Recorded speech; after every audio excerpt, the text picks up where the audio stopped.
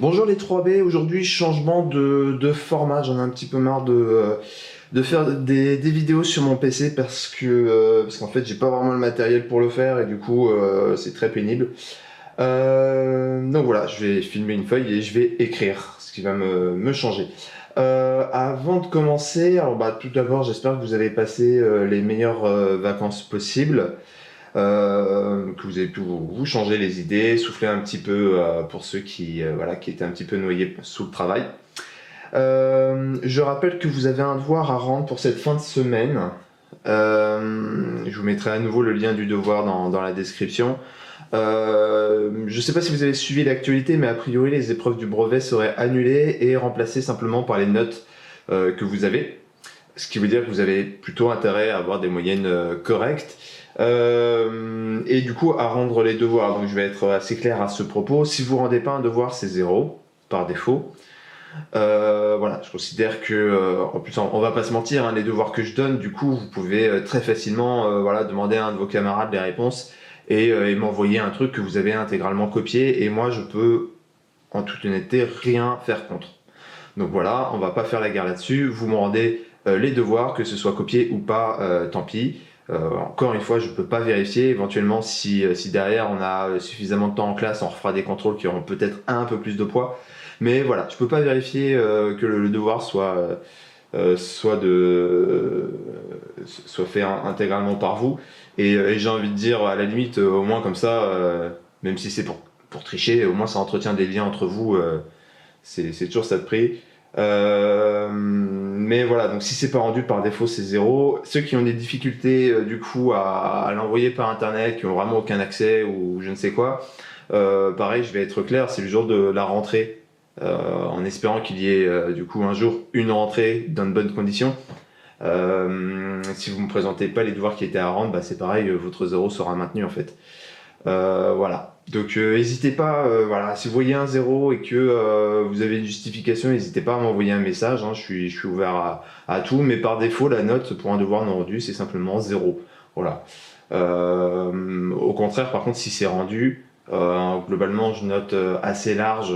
Si c'est rendu, en général, voilà, je mets à peu près la moyenne au minimum parce que je considère que bah, vous n'avez pas tous les mêmes aides à la maison. Il y en a qui ont un ou deux parents pour les aider à faire leurs devoirs, d'autres qui ont aucun parent et le téléphone qui sonne et la console qui vous appelle. Donc forcément, voilà, on peut pas exiger de vous voilà, le même, forcément le même travail. Je suis pas chez vous, je sais pas ce qui se passe, donc je préfère voilà, noter un peu large et récompenser voilà, ceux qui s'accrochent et voilà.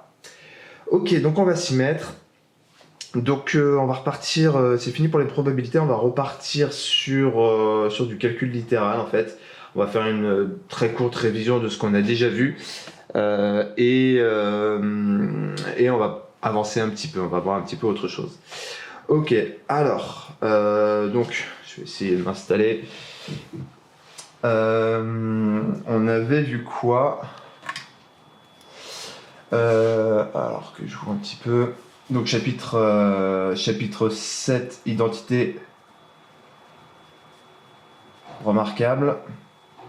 Vous pouvez mettre ça dans votre cahier d'exercice ou cahier de leçons. Là, on va faire des rappels avec des exercices, donc vous pouvez mettre ça à peu près où vous voulez. Bon, c'est pas hyper visible. Peut-être si je baisse les ISO. Ouais, il me semble que c'est mieux.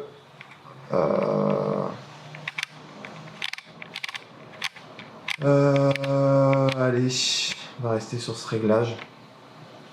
Ok, alors déjà, on avait vu quoi? On avait vu la distributivité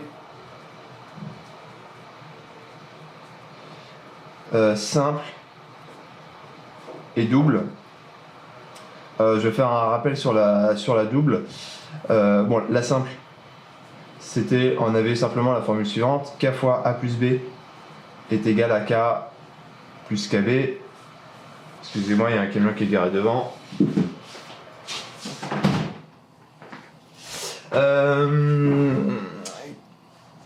Voilà, bon, ça, je reviens pas sur celle-ci, je reviens plutôt sur la double, distributivité double.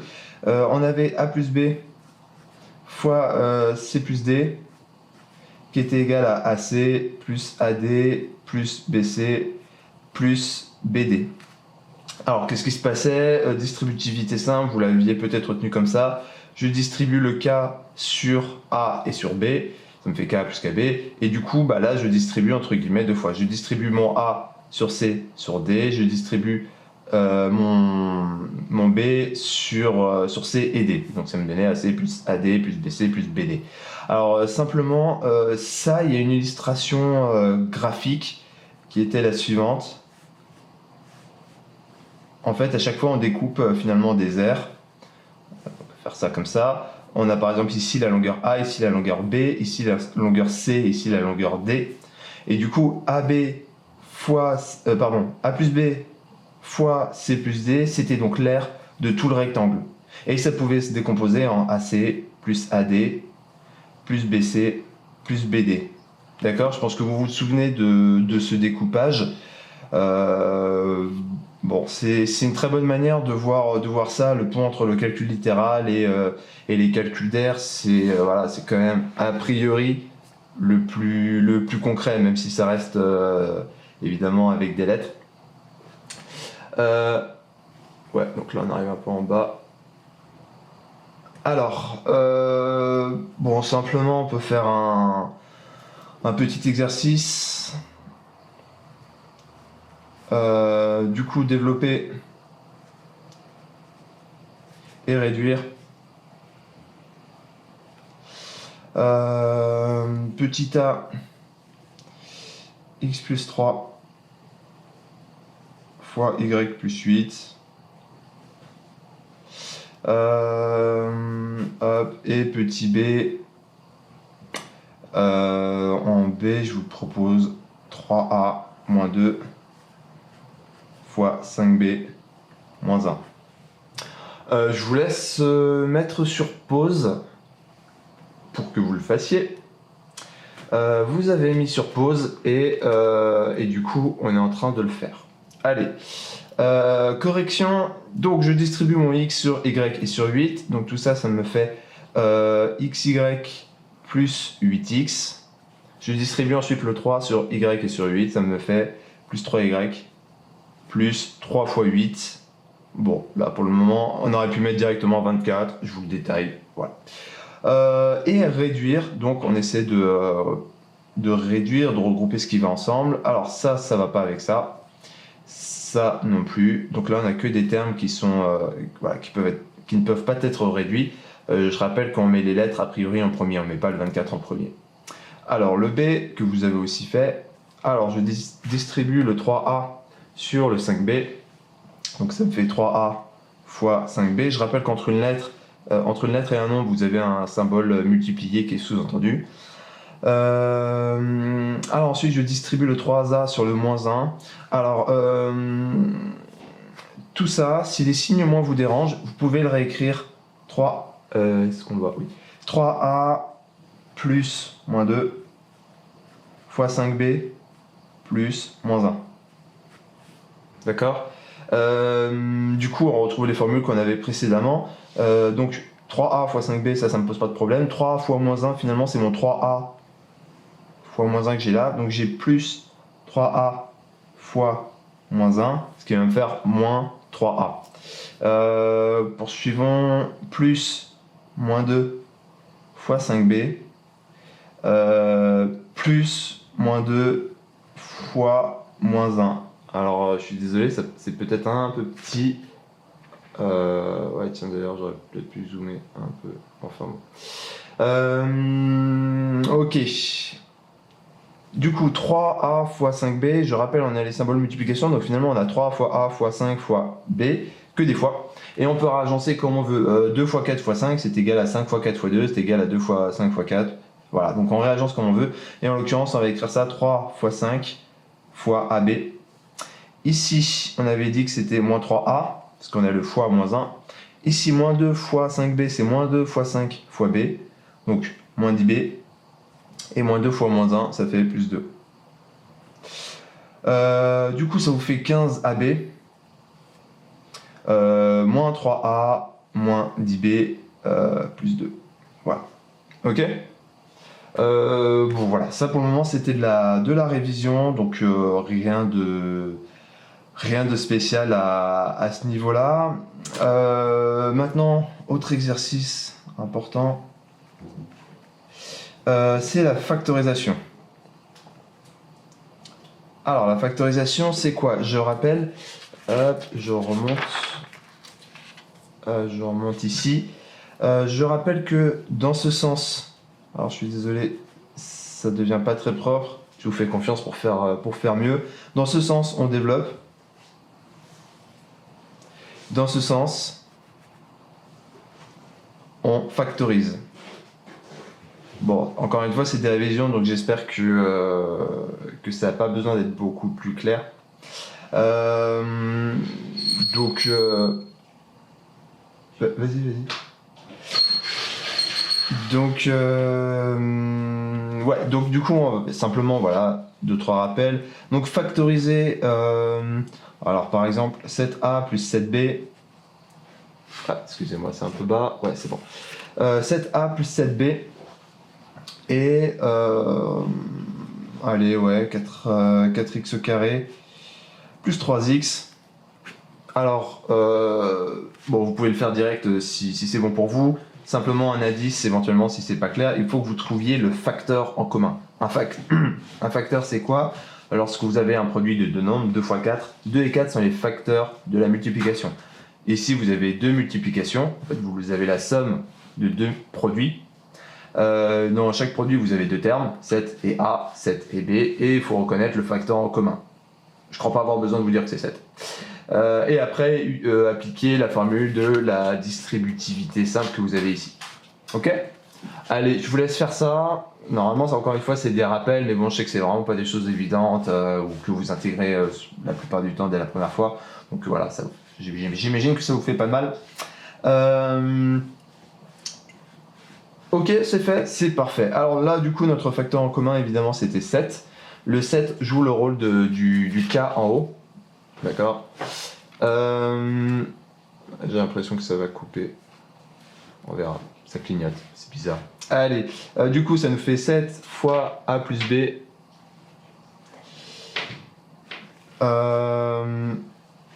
Et c'est fini. D'accord. Factoriser, c'est écrire sous forme de produit. Je vous ai dit tout à l'heure, on a une somme de deux produits. Maintenant, on a un produit d'un nombre et d'une somme. Ok. Ici, on a x, en fait, qui est notre facteur en commun, parce qu'on a 4x fois x plus 3x. C'est marrant, ça clignote plus, je sais pas pourquoi.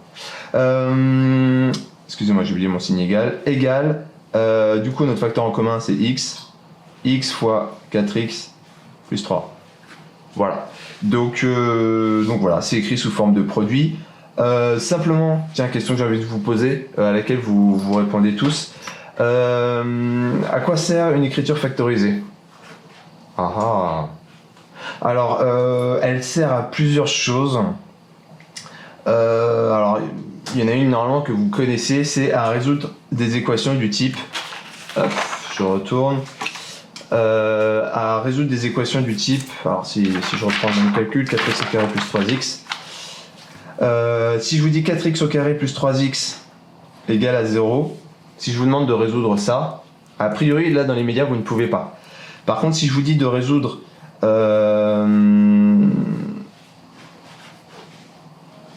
Maintenant, si je vous dis de résoudre ça, x fois 4x plus 3, là, maintenant, vous pouvez. Pourquoi? Parce que vous avez une équation produit nul, d'accord? Vous avez du coup x égale à 0 ou 4x plus 3 égale à 0. Et en fait, ça vous donne, bon voilà, du coup, vos solutions. Vous êtes en train de le faire évidemment en avance de moi, hein, parce que vous avez envie de vérifier si vous êtes capable de le faire. C'est vraiment très bien, vous faites preuve d'un sérieux remarquable. Allez, donc si c'est pas clair, on doit isoler. Ici, donc on a une équation du premier degré. On doit isoler l'inconnu d'un côté, les nombres de l'autre. On va commencer par ce 3, donc on va faire moins 3. 4x plus 3 moins 3 égale moins 3. Donc ça se simplifie. Ensuite, on veut virer le 4, donc on divise par 4, ce qui nous fait moins 3 quarts. Et voilà, on a notre solution. Donc, notre équation, ces solutions, du coup, c'est voilà, x est égal à 0 et x est égal à moins 3 quarts. Voilà, donc ça, c'est une des utilisations des formes factorisées. D'accord? Du coup, ça pour le moment, normalement, c'est des rappels. Et on arrive du coup aux identités remarquables. Alors, les identités remarquables portent assez bien leur nom. Alors, pour identité, pas trop. Pour remarquable, oui. Alors, en fait, si on revient voilà, à ce schéma ici, remarquable, ça va être au sens que là, A, B, C, D sont a priori des nombres tous différents. D'accord? Maintenant, la question qui se pose, c'est que se passe-t-il si finalement C et D, c'est plus des nombres différents, c'est simplement A et B? Et bien, c'est tout simple. On refait notre rectangle. D'accord? On refait quelque chose qui est presque au niveau 6e. Hop, hop. Je mets A, je mets B, je mets A, je mets B. Ok? Et bien maintenant, qu'est-ce qui se passe si je fais A plus B fois A plus B? Ce qui peut s'écrire aussi A plus B le tout au carré. Pardon, voilà. Et bien on fait comme d'habitude. Ici j'ai, quel est l'aire de ce carré là? Eh bien c'est A au carré. Quel est l'aire de ce rectangle? Eh bien c'est AB. L'aire de ce rectangle c'est AB. D'accord, on a B ici, on a A ici. L'aire du rectangle c'est le produit largeur fois longueur. Et ici on a B au carré. Du coup ici ça va être égal à A au carré plus 2AB plus B au carré. Vous voyez, si on remplace ici C et D par A et B, et bien voilà, ça vous donne ce qu'on appelle une identité remarquable. Et cette identité, vous voyez qu'elle est un peu plus simple que celle entre guillemets du cas général où on a 4 termes. Et bien là, au lieu d'avoir 4 termes, on en a 3. Voilà. Alors vous, en tant qu'élève, vous avez envie de poser la question, ok, c'est quoi notre boulot, monsieur? Eh bien, votre boulot, ça va être d'apprendre ces identités par cœur. Il y en a 3. Donc, il y a A plus B au carré. Vous êtes censé tout de suite savoir que c'est égal à ça. Il y a A moins B au carré. D'accord. Et il y a A plus B fois A moins B. Et question, travail que je vous donne à faire pour la prochaine fois. Eh bien, pour la prochaine fois, vous allez devoir eh bien, simplement compléter ici l'égalité. Alors, je vous demande de le faire de deux manières. Soit par le calcul, parce que finalement, vous pouvez y arriver avec la formule de la distributivité simple, excusez-moi, soit en utilisant un dessin. Alors du coup, pour A plus B, c'est déjà fait, c'était A plus B et A plus B, et je vous laisse deviner ce qu'il va falloir utiliser du coup pour les deux autres égalités. Faites-le sérieusement. Alors je sais que c'est pas évident de repasser par cette formule, pardon, la représentation graphique, ou géométrique plutôt, c'est vraiment pas évident, mais d'un autre côté, c'est ce qui donne un peu de sens à ce qu'on fait. Sinon, vous faites du travail de calculette et vous ne devenez pas des jeunes gens très intelligents. C'est vraiment en se forçant à trouver un parallèle géométrique que vous ferez un travail intelligent. Voilà, je vais pas me répéter 4 fois. Voilà, et ben écoutez, je vous souhaite bon courage et évidemment s'il y a des questions, vous pouvez les poser en commentaire et je vous dis à bientôt.